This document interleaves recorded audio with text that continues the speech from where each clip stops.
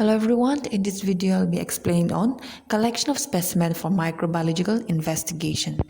Demonstration of pathogenic organism in the patient specimen is the most definitive test in microbiology. However, failure to demonstrate pathogens in a single specimen is not definitive and may only indicate that either the pathogen was present or scanned in that particular specimen, or the sample was taken at a stage of the disease when the pathogen was rare, or it can be because viability was lost between the time of collection and arrival in the laboratory, or the pathogen cannot be detected by this method of testing. Specimen for culture must be collected properly prior to the initiation of antibiotic therapy to ensure optimal conditions for the recovery of pathogens.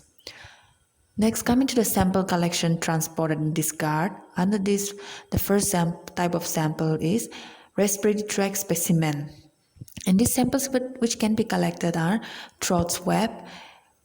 Collect specimen under good lighting. Depress the tongue with a tongue blade and press the swab firmly over the back and of the patient's throat, tonsils or tonsillar foci, and any area of inflammation or exudation.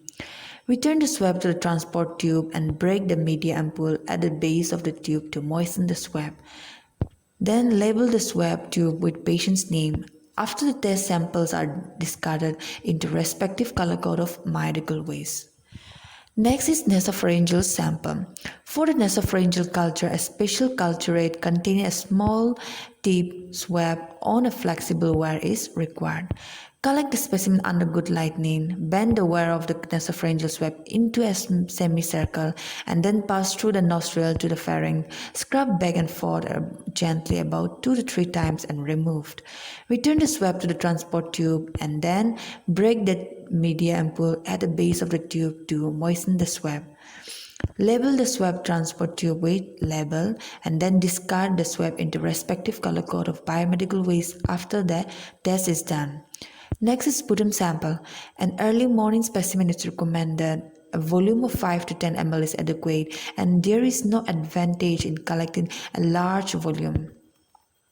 The sample should contain recently discharged material from the bronchial tree with minimal salivary content. Upon rising in the morning, rinse mouth well with water, not mouthwash, and then inhale as deeply as possible. Expectorate into a sputum collection container available from the laboratory while coughing as deeply and vigorously as possible. Tightly kept container so no spillage occurs.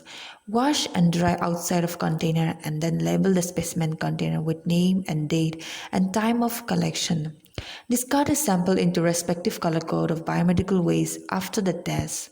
Next is bronchial washing. Bronchial washings and lavage fluids are excellent specimens for detecting viruses of the lower respiratory tract, especially influenza and adenoviruses. Specimen is collected during bronchoscopy procedure into a sterile container, and then discard the samples into the respective color code of biomedical waste after the test is done. Next type of category of sample which can be collected is wound and miscellaneous specimen. Collect specimen under good lighting, pass the swab firmly over or into an area of suspected infection and obtain a sample of exudate, drainage or purulent discharge if these are present. Then return the swab to the transport tube and break the media ampoule at the base of the tube to moisten the swab.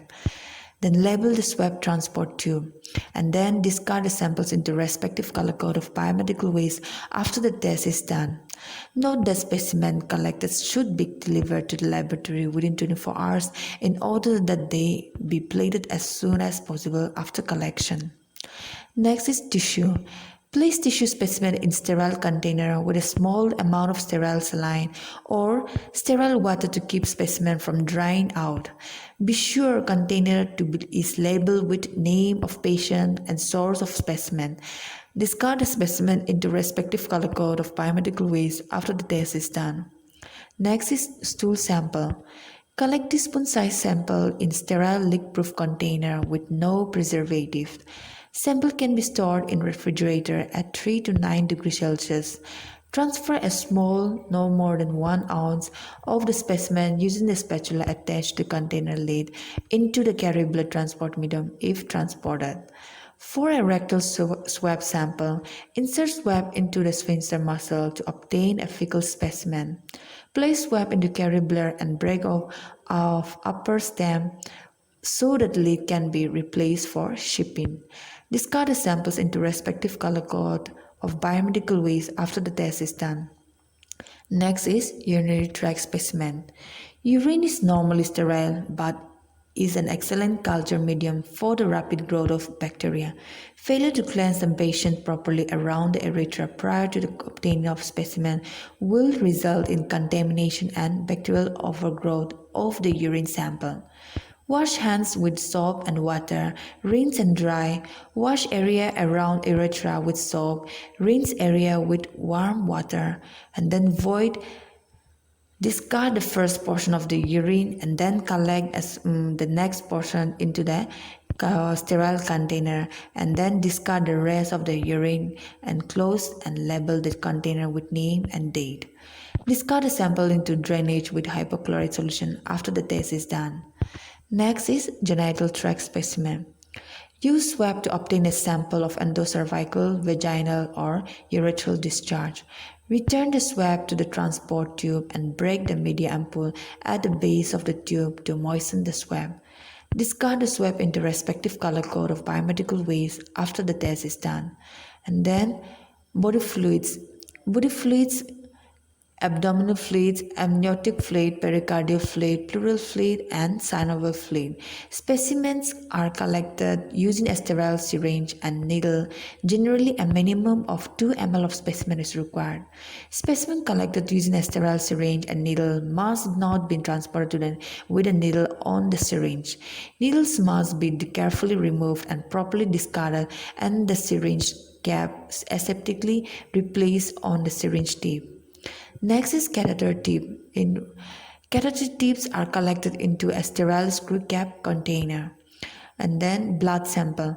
Blood specimens are collected using a sterile syringe and needle and dispensed into culture bottles for culture, and needles carefully removed and properly discarded, and the syringe cap aseptically replaced on the syringe tip and transported to the lab. Next is skin scraping and nail clipping.